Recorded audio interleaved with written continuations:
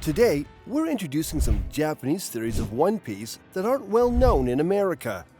In this video, we'll explore how One Piece characters are related to gods from Indian and Greek mythology, with a special focus on the surprising links between Marshall D. Teach and mythologies. We'll explain the theories that are popularly being discussed in Japan in an easy-to-understand way, so make sure to watch till the end. If you're shocked to learn about the complex background behind Marshall D. Teach's character, please click the like button and subscribe. And if you want us to delve deeper into the mythological elements, please leave a comment, dig deeper below. Let's get started.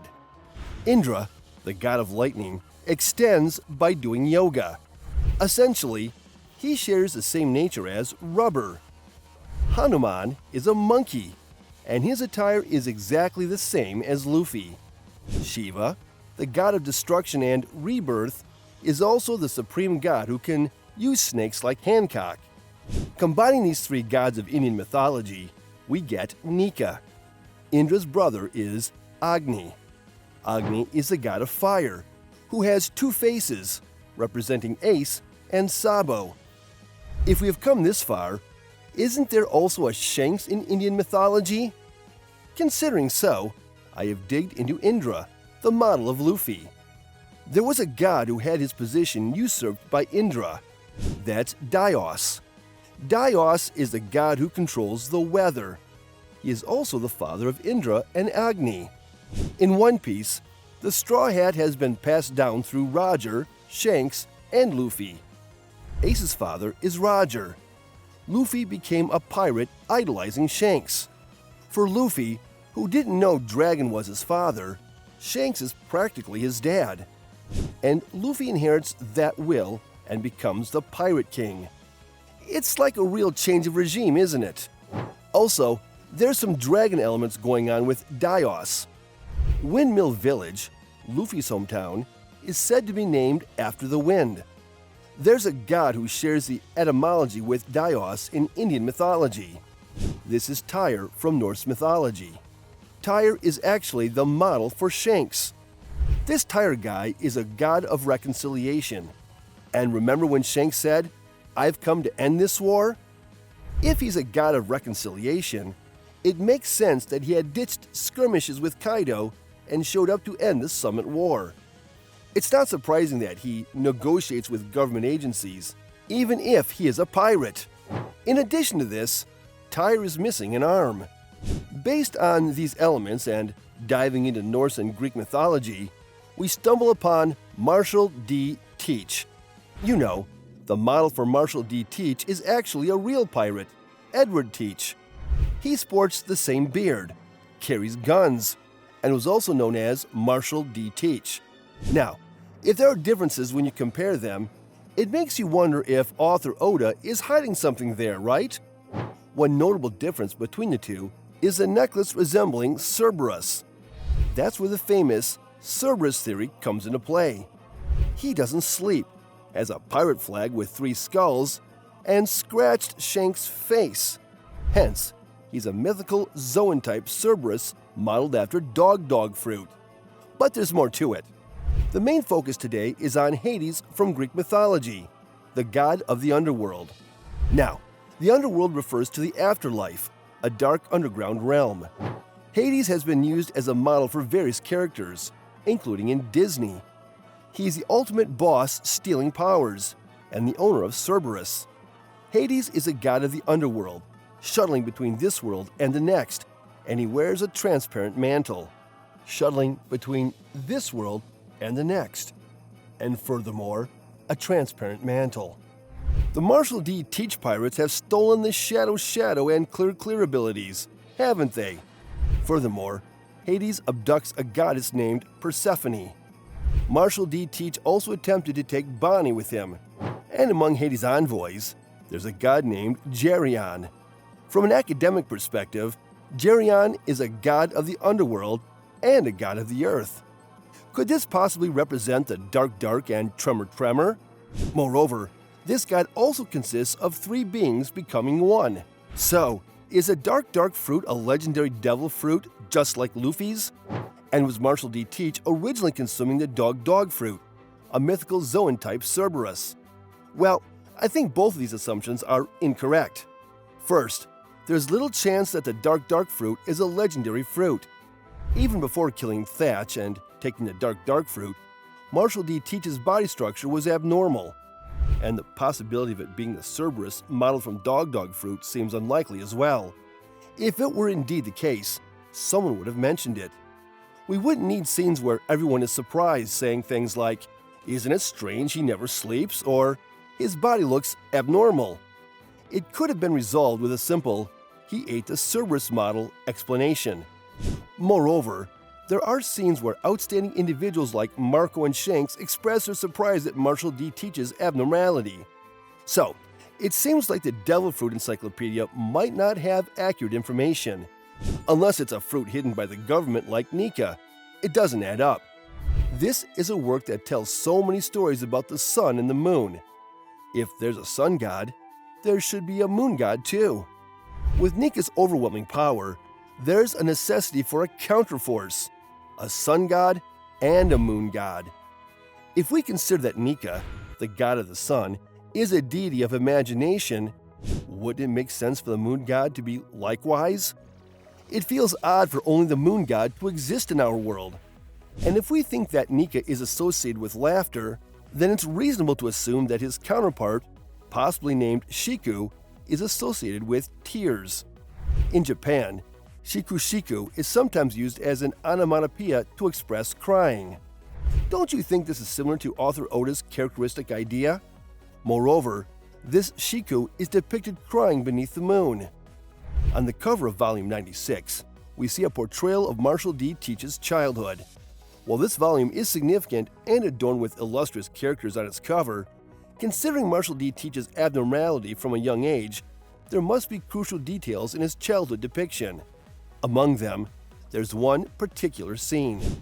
It is the picture depicting young Marshall D. Teach sitting under a crescent moon, embracing his knees and shedding tears.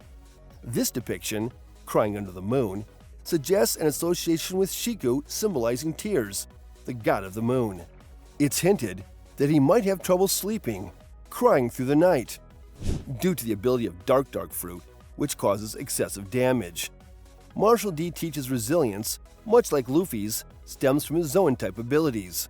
Without being Zoan, he wouldn't be susceptible to excessive damage.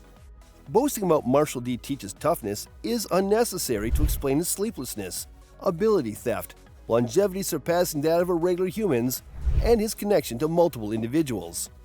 The underworld's deities surrounding Hades need to be combined. It appears that, like Nika, who is modeled after the amalgamation of Indra, Shiva, and Hanuman, these gods are purely mythical entities. The confusion arises from scenes where abilities are stolen and devil fruit powers are nullified. The ability theft aligns is related to underworld god themes, hence it is the six sick fruit's ability. Koruuzu has the ability of nullification. Thanks to the dark fruit's ability, he can pull something towards himself.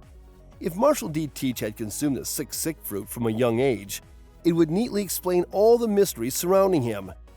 Marshall D. Teach is well versed in devil fruits, so it's natural for him to desire the six sick fruit if he realizes it's compatible with his body. And here's where the underworld gods come into play. It's only natural for a user of the shadow fruit to be associated with gods passaging between life and death, because Marshall D. Teach will use it from now on. The user of shadow fruit is Gecko Moria. So the conclusion is that the devil fruit Marshall D. Teach consumed is the human fruit, mythical Zoan model Shiku. Shiku is a combination of underworld gods, with Hades, Cerberus, and Geryon added together. By the way, considering Indra's conflict with Asura, it seems Asura serves as a starting point for inspiration, as Asura also has three faces. It's plausible that Asura is the model as well. However, just as Luffy cannot be solely equated with Indra, Marshall D. Teach cannot be solely equated with Asura. Hanuman boasted the greatest strength in Hindu mythology. Hades held the highest power in Greek mythology. We've got the boundaries of Roger and the past four Emperor announced in episode 957. Each digit holds significance. Roger's bounty is 5,564.8 million, where 648 symbolizes him. 6 is Rho, 4 is G, and 8 is Ya in Japanese. Combine these in Japanese, it represents Roger.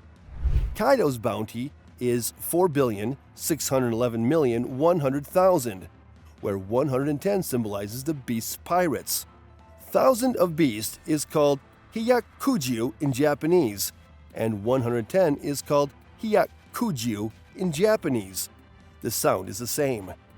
Big Mom's bounty is 4.388 billion, where 88 symbolizes the mother. Mother is Haha in Japanese, and 88 is pronounced Hachi Juhachi. We can find two Haha in Haji Juhachi. Shank's bounty is 4,048,900,000, where 489 symbolizes Shanks. 4 is Shi, 8 is Ha, Ya, and 9 is Ku in Japanese. Edward Newgate, Whitebeard's bounty, is 5,046 million, where 46 symbolizes white.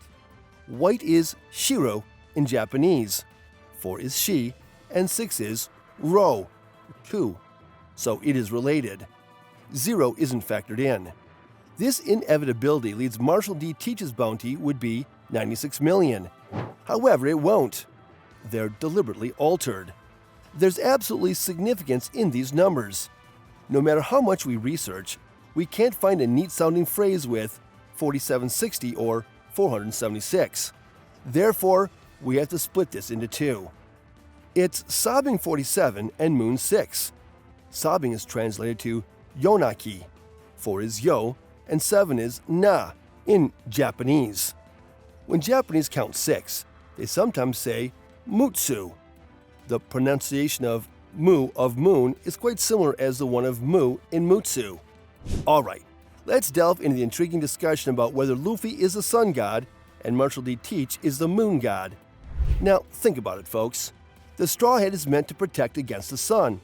Isn't it odd? Why would the sun god wear something to counteract the sun's rays?